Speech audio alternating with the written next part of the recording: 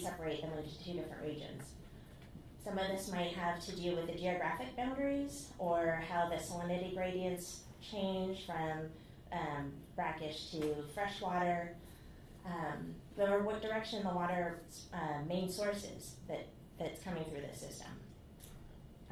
Realistically, I think it's human nature to set bounds around things. Maybe they kind of make us feel a little bit more in control. And so maybe that's why we separated between Bay and Delta. I remember how foreign it was for me to even just walk to the enforcement side or the permitting side of the Regional Water Board office when I was in the Basin Planning Unit. And even from that, how foreign it felt to talk about things with the San Joaquin unit as opposed to the Sac River unit, which I was in, because we had very different priorities and we had lots of different land uses. And so with that come lots of different focuses, right? So something that we would call high salinity in the Sacramento River isn't even low salinity for the San Joaquin.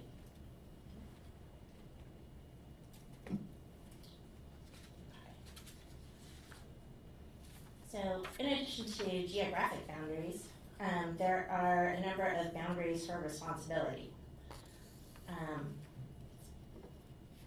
The groups generating, so they're the regulators, they're in the yellow, usually a smaller group of folks. The regulated community, they're in the green, and then the folks that are generating the information used by those other groups. And often there's overlap in between because some of the regulators are doing research, sometimes the regulated community is doing research as well. So you can see from this very simplistic depiction that there are opportunities for us to find overlap. And it's in these areas of overlap that I think it's really good to start looking at how we can lower those hurdles and get across those boundaries. In very specifics, we could reach across to another department within our university or a different program unit within our agency. Right?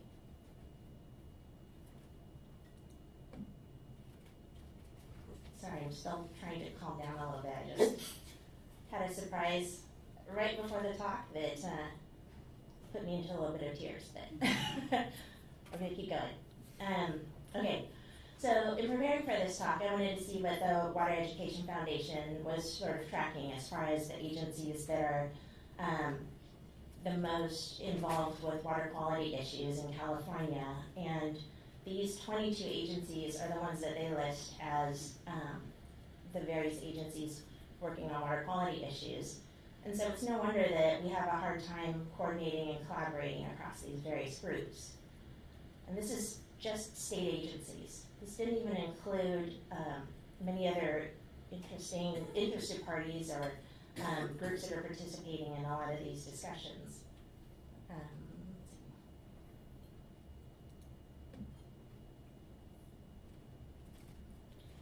So actually, on that list of 22, Cal EPA was just one of them.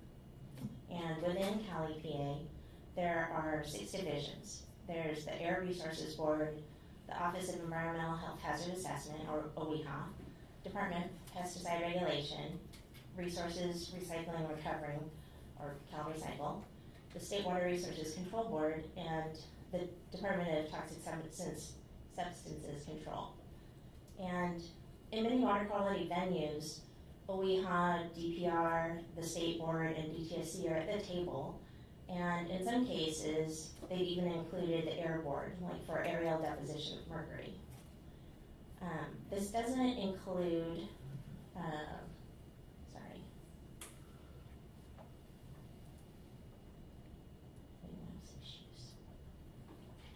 this doesn't include the Division of Boating and Waterways, which is at the State Parks Department, or the Department of Public Health, that mostly focuses on human health and vector control.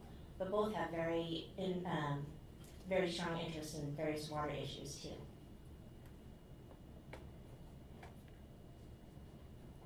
So if you think about not just the folks that are listed here, but all the other folks that we're not talking about today, there are quite a few things that we need to take into account.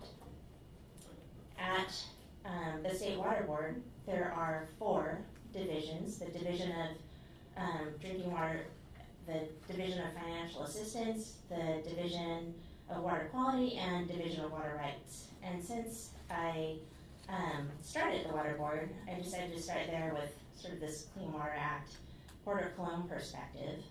And that main footprint that you see there in blue is Region 5. And it's divided into 3 separate offices. There's the Reading office, the Rancho Cordova office, and the Fresno office. So even within one regional board, you can't even talk to everyone you need to in the same office building, or even the same city.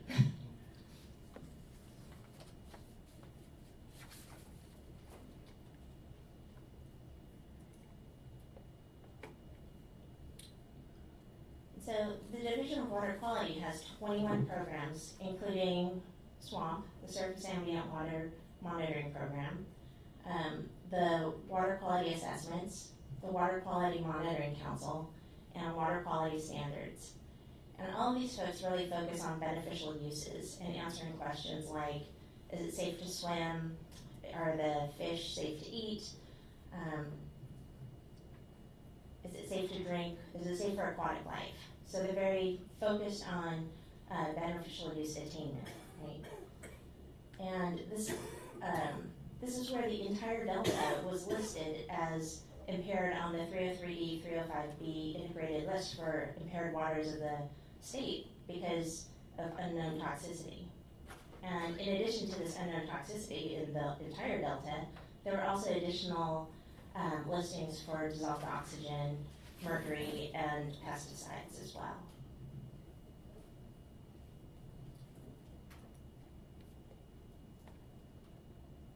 Okay, so if you remember those 9 regional boards that I talked about earlier, and how they each have very specific, region-specific water quality issues, these are just the 40 water quality programs of the Central Valley Regional Water Quality Control Board.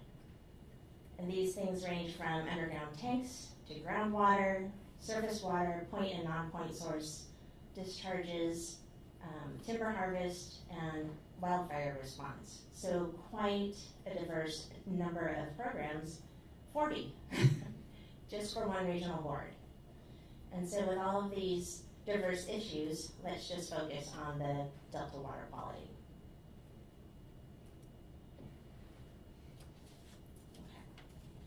So, when you go to the Central Valley Regional Water Quality Control Board's website, they have under Delta water quality issues 9 water quality programs or efforts that they're involved in. And so these are the Stockton Deepwater Ship Channel, DOTMDL. There's a methylmercury control program for the Delta. There's the Delta Regional Monitoring Program, Nutrient Research Plan, a Reevaluating Basin Plan Amendment, and the Diaron Basin Plan Amendment. The others that say coming soon, I think, are just there because they're planned, but staff haven't yet really gotten to move forward with them. And with this, it really makes sense that much of the early monitoring that's been done for the Delta RMP has focused around mercury, current use pesticides, and nutrients, because those are really focusing on the things that have been of concern to the Central Valley Regional Water Board. Okay, so we have just gone down 6 layers of focus within just one grouping with many, many separations at each of those layers. So what about the rest of those 22 agencies, right? Just multiply all this all the way out.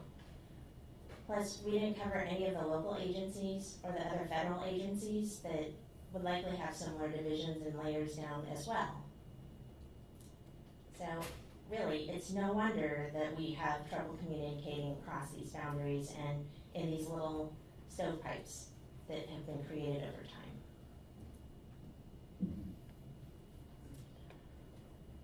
So in addition to the fact that we have all these different agencies and different programs working on all these water quality issues, there are also different approaches to how we handle water quality, even just across the Bay and the Delta. for nutrients in the bay, they typically focus on eutrophication. There's been quite a bit of problem with eutrophication, whereas in the delta we have a lot of areas that actually lack primary productivity. And so just how we handle those is going to be different.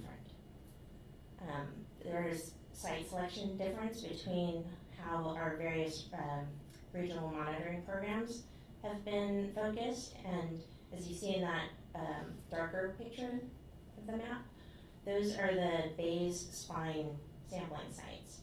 So they've chosen to pick bigger water, more integrative sites, whereas the Delta RMP has picked upstream sites that are kind of more focused on source control or source identification than having these big integrator sites.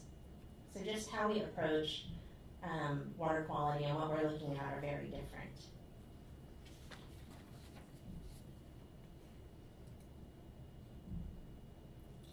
So if the boundaries among all the agencies weren't enough, they're also technical boundaries.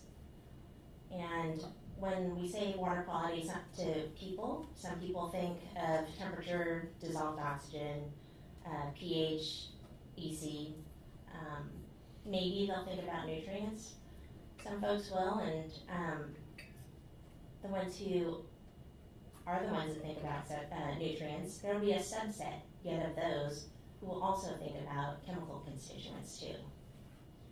And so nutrients are a little special because they have to be in the right concentration and the right type, where not enough is not good and too much is not good. We just want to have a nice little sweet spot. But a lot of the other chemical constituents, we really don't want any of. Right? We want to try to minimize as much as possible, or at least minimize the effects of what they're potentially going to cause downstream.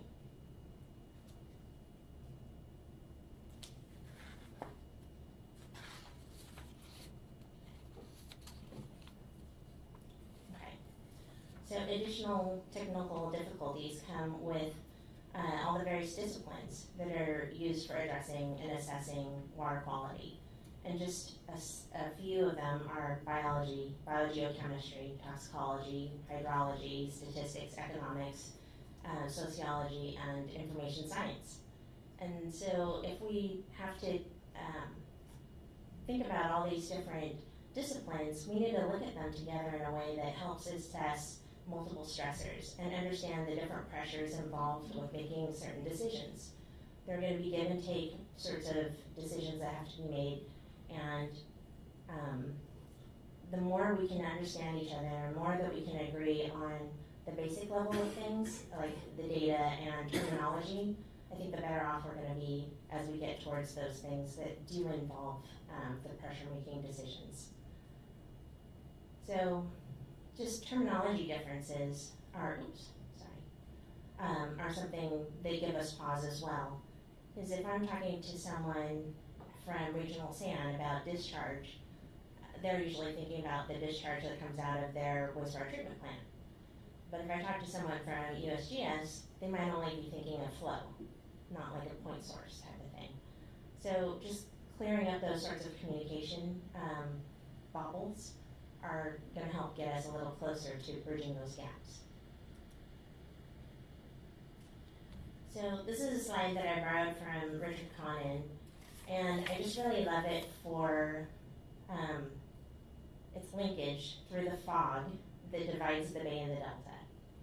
And it shows some of the studies or types of studies, the types of information that can help bridge the gap between molecular effects to ecosystem effects. And this is sort of to my point earlier that when we get down to the basics of science, there's less to argue about. And so if we can specifically address a lot of these things in a very specific way, I think that helps us move forward. Let's do what we learned in junior high biology, which is minimize the variables, control for the variables that you can't, and make very specific, singular steps.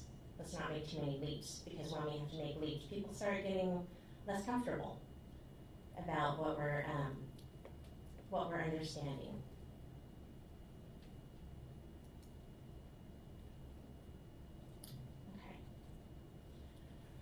So now we kind of know what the boundaries of many of the pieces look like. We can see how they come together and create linkages.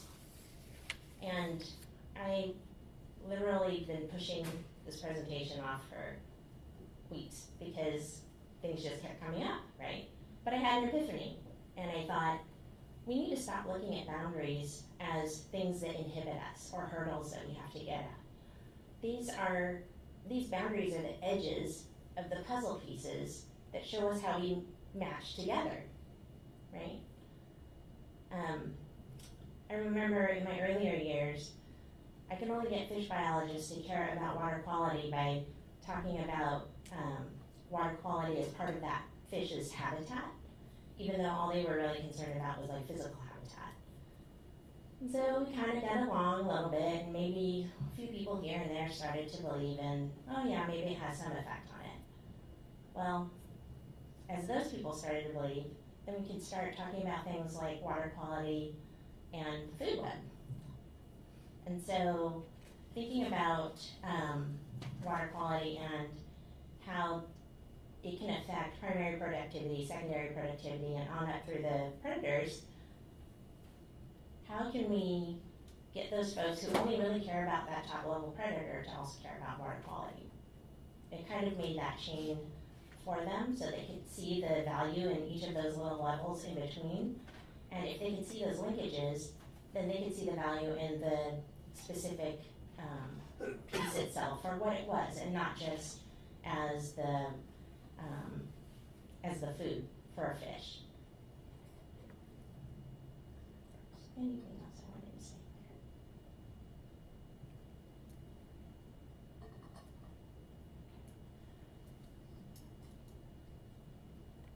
there? Okay. So if fish weren't enough incentive to start linking water quality to some of the other beneficial uses that we are caring about, well, maybe we have to appeal to the egocentric side of humans. And things like mercury and PCB exposure from eating fish that are bioaccumulated contaminants is one way, right? There are exposures to cyanobacteria through recreation or consumption of shellfish that have taken in cyanobacteria. And if clean drinking water and things like that weren't enough for humans, some might argue that it's more important to protect the dogs, because dogs are nicer than humans. And so if they're recreating out in contaminated waters, coming home, licking themselves and becoming ill or even dying from it, or even cattle, there have been reports of cattle that have died from cyanobacteria exposure. There are lots of things that we should be thinking about as far as why we need to work together on water quality. So with this, these areas can bring multidisciplinary teams together. And as I said earlier, I think the start of connectivity can begin with multidisciplinary science efforts. And we just have to start where there are fewer value judgments. If you think of it as we think of our own healthcare, it makes a lot of sense. We want a whole team of doctors keeping an eye on a specific aspect of our own health, right? Somebody that really has deep knowledge about a particular, study type. And what we really want is not just for the folks that look at things at the molecular level, the health, behavior, genetics, reproduction, population dynamics of our ecosystem, to have those specialists, but just like our healthcare team, we need them to talk to each other. So synthesizing that information and bringing it all together so that they are truly working as a team, and we're not getting into situations where we prescribe multiple treatments that in fact go against each other, or maybe even cause more harm than what you originally started with. And so I think, much like that healthcare analogy, we have the folks that focus on all these different layers of study all the way up to resource conservation. And they're the specialists that really, really have to be good about synthesizing and chatting with each other to come to a deep understanding that is also a broad understanding of what water quality means and how those water quality effects and the mechanisms and the modes of action that potential reactions are happening are all sort of brought together and understood rather than just band-aiding a problem. We don't want to just cut something out because it's having a bad time. We want to make sure we figure out why it's having a bad time and help it along its way.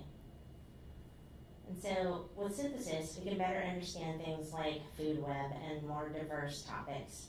And there are new ideas about things like combining life cycle models with otolith and chemical monitoring so that we can bring all of those things together to understand what a fish might have gone through in its entire life cycle, what it had been exposed to.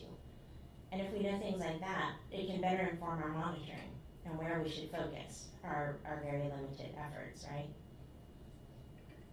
So, how are we doing on time? Okay. I'm going to have plenty of time for questions. So, with those multidisciplinary teams, we can integrate and implement more integrative analyses. We can apply the techniques from one type of discipline to another. Like, one of the new things that people are looking into are really the microbial communities and using metabarcoding to know how much of a particular community is there compared to another portion of the community. And so, much like that group thought, we can learn from each other and try to apply techniques from one system to another or from one topic item to another. And in order to perform these integrative analyses, the team members will need data that's accessible and comparable. So we should keep moving forward towards open source data and modeling options and code sharing and file sharing programs and options, because it's just a bit ridiculous how hard it is for synthesis teams to share draft analyses with one another when they come from different agencies. We've tried all sorts of different SharePoints or FTP sites or things like that, but when you have a big data set, like something that Shruti might have, you can't just send it over an email. It's just way too much. And so fostering those connections so that people can actually use data together and see what each other are working on in an easier way will not only help with developing the analyses and making sure the right syntheses are being done, but it's also going to make it very transparent so that people can reproduce what has been done before. And then through those integrative analyses and more robust reporting, we can broaden our view of water quality and the effects of water quality by using more advanced monitoring techniques and multidisciplinary teams to not just perform analyses, but also develop studies. And knowing where and what to monitor and study to answer more diverse questions, because we have more diverse questions than we used to. So contaminant monitoring in the Bay Delta has fallen short of answering a lot of modern priority questions. And we can't assume that reducing acute toxicity from one chemical or chemical class protects beneficial uses. And typically, they've been addressed this way. Today's management questions are much deeper and much farther reaching. And we're asking questions like, is water quality delaying salmon from moving upstream when they need to? Is water quality limiting productivity of nutritious fish food and zooplankton food? And if so, is this constraining them to areas of greater risk of entrainment, predation, or some other hazard? Are our control measures and methods for aquatic vegetation and other invasive species affecting primary productivity? These are much different and much deeper questions than what is the general trend that we're seeing over time for species X, right? So with more advanced monitoring focused on effects rather than just chemical concentrations or things like that, we can get at these types of questions. Water quality effects on behavior is so interesting, because I remember back in my lab days, we would see this swim pattern of cereodaphnea change when you would put in a sample that had a high concentration of organophosphates, right? We could just see it and we kind of knew, but we didn't have anything to quantify that or prove it. And now there are high-speed cameras that not only trace how fast and how far these little bugs are going, and fish too, but it's also showing changes in their body positioning or how they are able to move. So being able to quantify these very sublethal effects is something we weren't able to do just 5-10 years ago. We also have new tools like non-targeted chemical analyses, high throughput assays, and high frequency monitoring that have been around for a little while now, and I think they've proven themselves in a way that they do make sense for use when we need that type of resolution, right? We don't have to always use the highest, biggest, nicest thing to answer all of our questions, and so when we need to figure out when we need to use those really fancy gadgets and tools, and when we can go with sort of the old chisel. And I really loved this picture of the old and new Bay bridges together, because you can see them side by side, and they didn't really take down the old bridge or start taking it down until they realized that the new bridge was ready for use and it was good to go. So once that was done, much like some of our monitoring, then you can start decommissioning those old out-of-date things. Okay?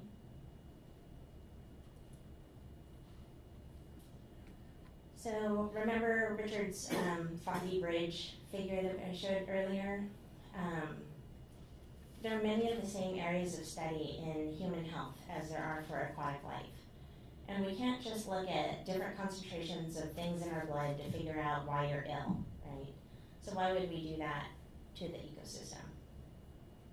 We would probably want to look at other things like cellular health, immunology, endocrinology, and physiology as well, right? Get that multidisciplinary team working on your health, just like we would be working on the estuary's health. And so we should continue to learn from human health and apply similar techniques to water quality assessments wherever we can.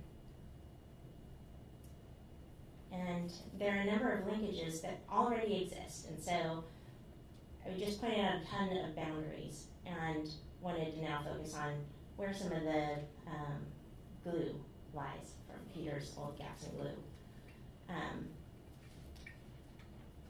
So I think a lot of the linkages would logically start with the State Water Board efforts, since they oversee both the Bay and Delta regions.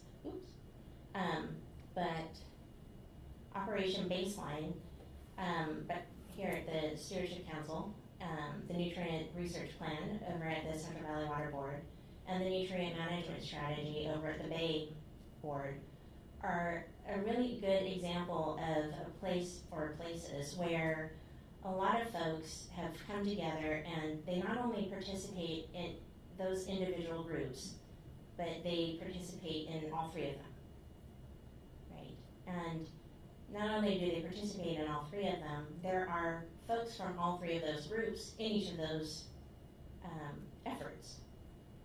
So that little red arrow there shows you that that is really an example of that positive overlap that we were hoping for. Places to start knocking down the hurdles, right? So another lucky happenstance, right, just happens to be that both regional monitoring programs are managed by SFEI. So certainly there should be able to be some linkages that they can help make across those two programs.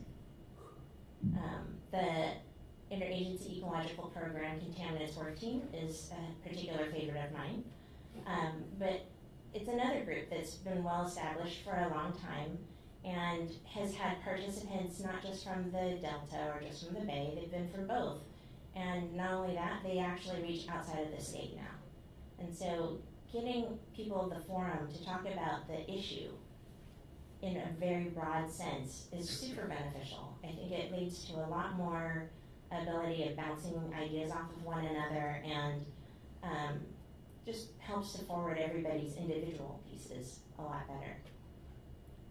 The integrated regional water management programs are managing resources across jurisdictional, watershed, and political boundaries. And they focus on potentially fewer things, but I think they could be a model for how we want to work, and maybe it's worth a deeper look and how they cross those boundaries themselves. There are also resource conservation districts that are linking different groups for different multiple benefits. There was a study a while back where the Yolo County RCD, UC Davis, US EPA, and USDA did a study on vegetated ditches, and they looked at everything from the research level of what shape the ditches should be. Should they be U or V or flat bottomed, to how much vegetation they should have in them, right? And they went from that end of research all the way up to figuring out the best situation for the different types of areas that they had, and they implemented it. It became a best management practice that was regularly used. So it's a great example of going from a science need to a management need in one little group. So some other places where we're having some wins are with joint proposal solicitations. So in 2018, CDFW, the Delta Stewardship Council, and the Bureau of Reclamation put together a joint solicitation proposals that included Delta water quality. And perhaps similar solicitations could be made across Bay and Delta as well to help foster that joint effort. And another effort that took place quite a few years ago actually now was the State of the Estuary Report, in which we actually used a lot of the performance measures from the Delta in the Estuary Report. So it's kind of funny because everyone bragged about how it was called the State of the Estuary Report, but it only reported on the Bay for a long time. This was the time that we finally got them to report across, but there still wasn't a ton of, it wasn't as seamless maybe as all of us had hoped, but it was a great effort, and so we should keep building on those sorts of efforts. So I've already pointed out some areas where we could do things differently and where we could do more of what's been started, and some of those efforts have fumbled a bit, and that doesn't mean that we shouldn't do them anymore. We should really reflect on those efforts, those maybe less effective efforts, and think about adjustments that could be made that could benefit the greater whole. Because for those of you that know me, you probably know that I don't like doing things just because that's the way we've done them for years. We need to know why we're doing them, right? And not just repeat the same old behavior. So the same goes in the other direction too. We shouldn't disregard something we tried just because it didn't work once. It just means that we should reevaluate and figure out a new way to approach it. We should adapt and learn from our mistakes. It's supposed to be human, right? I wanted to point out a few other specific things that I thought might help water quality management get better connected across the Bay and Delta. And I think one of the main things is to potentially reevaluate our typical regulatory approaches. We could focus more on the mode of action across chemicals, so we're integrating multiple different kinds of chemicals, and less on the single chemical or single chemical class sort of regulation that we've had in the past. Some regulation is based on threshold levels, like a certain level that you just can't be above or below, and some other things are on a percent change, like turbidity, because I remember having this discussion about how the delta was getting more clear and we needed more turbidity in the system. Well, you can't change it by much, or then you're going to be in a case where you're now considered impaired, right? And so how we level those points of regulation. Are we regulating for fish, for just drinking water? how do we bring them up together and combine all those efforts into something that makes sense for all the different points of interest?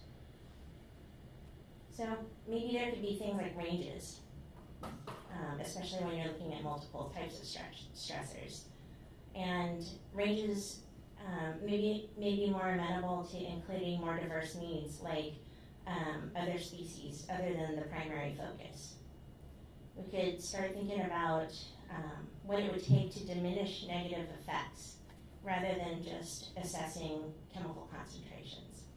What of all of these things we can do that would actually minimize some negative effect rather than focus on one thing?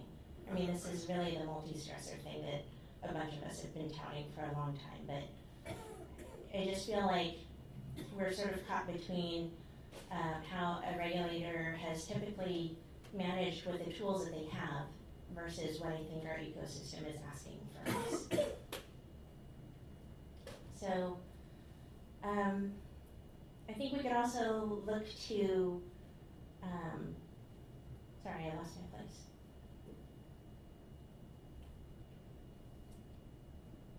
Okay. So we should continue to use the watershed approach because our system is connected. And that doesn't mean that we don't need specialists. In fact, it means the opposite. It means that we need more synthesis at more levels so that those specialists can be specialists and inform the next level and inform the next level up.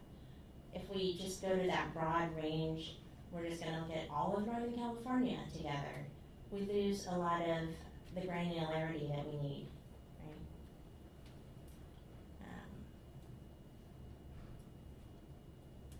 We have to have some empathy for the different agencies that we work with, too.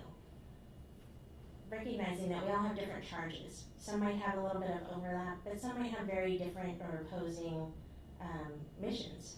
And getting to understand not only where the agency is coming from, but where the people who are working for the agency are coming from is going to really help to get us to work together and better understand not only where we're coming from, but then how we can align our end goals. Without trying to start that communication or start that discussion about, okay, so this is what you need? Well, we kind of need this too. Well, let's work together on those then. We aren't going to find those modes of collaboration if we don't start talking to each other. So consistent funding, and we talk about this all the time. We've got the monitoring enterprise that's going on, and I really do believe that not only should we have that regular monitoring, so funding for regular monitoring, because of the scientific efforts that it helps give you, right? So you have more consistent methodology, you have monitoring that can be compared across a long term rather than a bunch of separate special studies that maybe can't be combined quite the right way. It gives you a sense of person too, because if you're working with the same group over a number of years and not struggling to identify who the right people are and then make personal relationships with those people, you can save some time. Because if you're bouncing from 2 or 3 year grant to 2 or 3 year grant and you don't know who you need to go to help continue your effort, that's a lot of wasted time, I think. And then with that, I think comes science communication. Because, let's face it, once we get through that level of agency empathy and we have some consistent contacts, and it just makes that people level a little easier. So being able to communicate better is a circular thing. If we communicate better, we work together better, and we keep moving forward. But if we give up because it was a little hard, or maybe they didn't quite understand, or something got off track a little bit, we're not going to get very far very fast.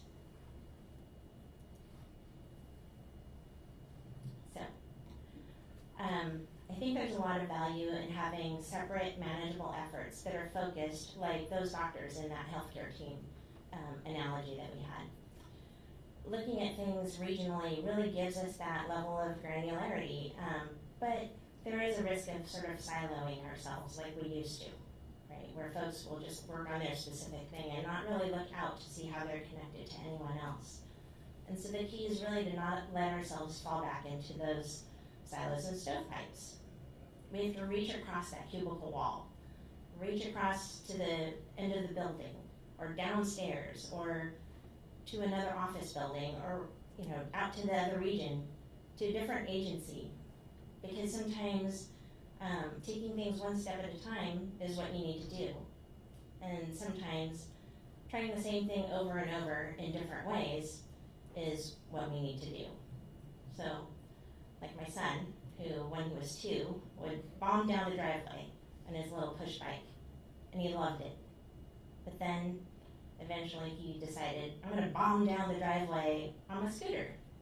And now, he bombs down the driveway on his rollerblades. So, that's just my point of doing the same thing in different ways gets you a different result, right? So, sometimes when we're in these larger groups where we're having trouble communicating, we have to try saying the same thing in various different ways sometimes to help get our point across in a way that can be received. Because people aren't always ready to receive it if they hear certain words or certain phrases that mean something very different to them than they might mean to you. You may not have any idea that there's a connotation to them. So we have to be diligent about synthesizing our information and sharing our work, and it's okay to start smaller. And I think if everything looks good in these smaller sets, that we can then broaden out. But it's going to be a lot easier to broaden out if you had some early consultations to make sure that the data that you were collecting would be comparable to whatever those other groups might be that you might want to also join your data with in the future. So we're not done when we've synthesized our work and made it accessible.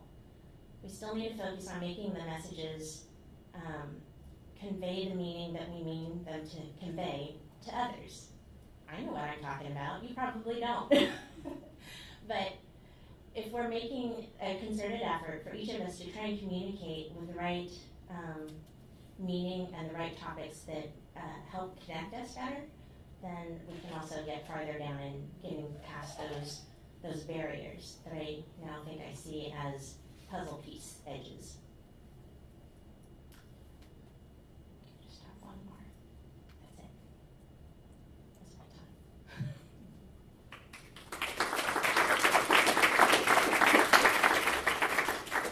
I'm going to turn on another microphone.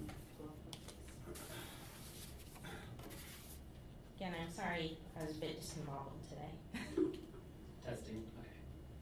Does anybody have a question?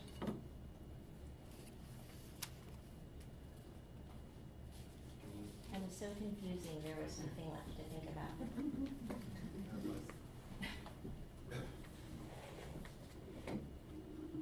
Thanks, Stephanie. I thought it was great, really informative, and I liked all your recommendations. I really liked. So I like the suggestions you had about modernizing and diversifying the monitoring approach. Any specific suggestions you have about how we might do that, or what some priorities might be for where we can begin modernizing? Yeah, I think one of the essential starting points is really figuring out what our priority is. If we're trying to link across the Bay and Delta, is it more important that we get the same constituents, but maybe we get them in different representative places? Or is it more important that we have the same treatment across the whole thing? So if we decide to do random stratified or something like that, that we look all the way across the Bay Delta versus one chunk and then the other. And because if we don't figure out those very basic things, our data is not going to be as comparable as it could be. And I think that's going to continue the divide between Bay and Delta science.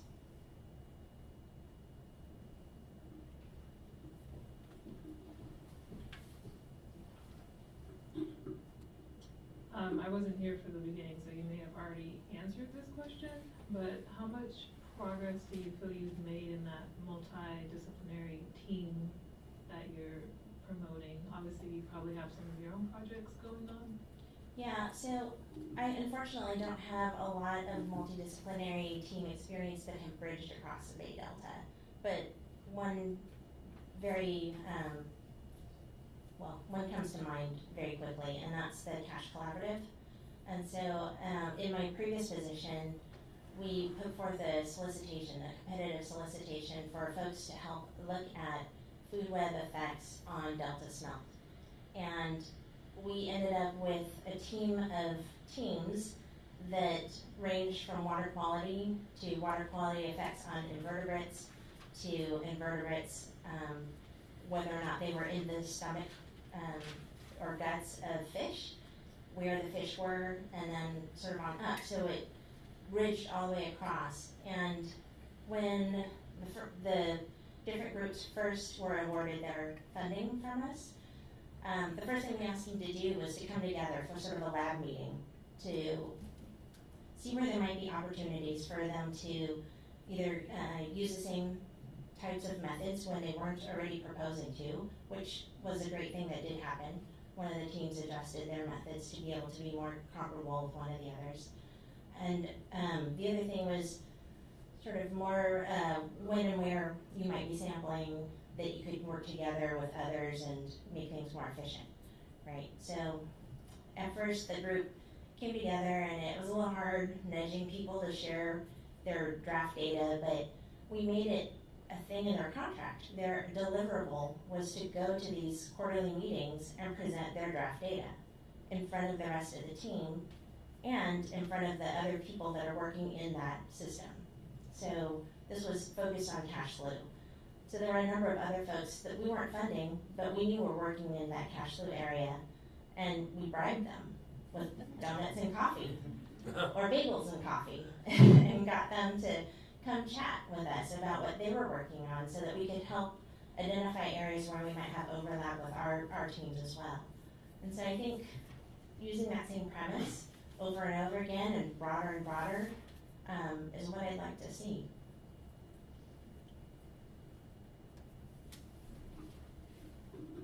So that's a really interesting example. Can you go a little bit deeper? You said it was in your prior life. How difficult would that be in your current life in the state bureaucracy? Would you even buy the donuts? I don't think that I could buy the donuts, but I might be able to ask one of my stakeholders to help pay for them, maybe in part, because that is actually something I used to do with the Contaminants Work Team. Sometimes we would get together with the consultants and say, hey, can we put your name in front of the snack table if you provide some snacks for us? And they would do it. So there are ways to work around our bureaucracies and our little barriers. They're just, like I was saying, you have to know where the hurdles are and how high they are to get around them or over them. So like the little guy on the bottom, right? They're not all hurdles. Sometimes they're tires. Yeah, so good answer, but let me put a little bit more of a point on it, away from the donuts and bagels, but the state contracting process, the difficulty of working across agencies, even if you've got empathy, because the contracting process is so siloed and the sources of funds. So you talked about joint solicitations and so forth, but those are still one-time funds. If I'm not mistaken, even though the solicitation was integrated, the funds actually came from different directions. So can you talk a little bit more about what we could do internally at the state or with the feds to make these hurdles less of a problem? So the only answer I've been able to get as far as getting out of the difficulty in contracting through state and federal bureaucracy has been to rely on folks like Darcy's team, right? They have so much more flexibility at the state water contractors on what they're able to put into their deliverables and timing and things like that, that I think we should use them as a resource to help us bridge those pieces. And then if they're able to be part of the team that's putting this information together, then we can ensure that their needs are also being addressed, as well as the other agencies that are involved as well.